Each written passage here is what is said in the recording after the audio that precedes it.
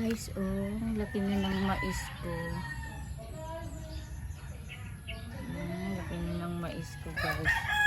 Tanim ako ng mais at saka, ayan, oh, mais din. Kita ko pa sa inyo yung iba kong mais. Yung luya ko pala. Ang dami ng bunga, guys, oh, ng luya ko. Ayan, oh. Ayan.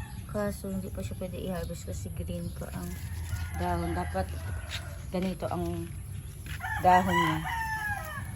Dapat maging ganito ang dahon para pwede na siya i-harvest.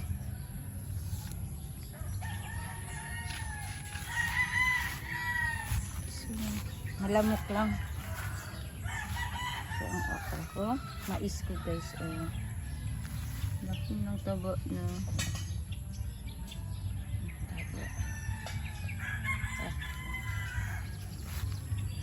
So, ang sili.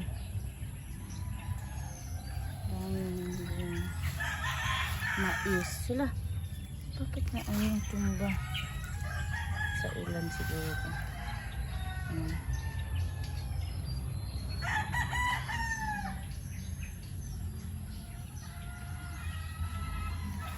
Yung mais ko din. Ayos natin. Tumba siya. Yun po guys, mais ko guys.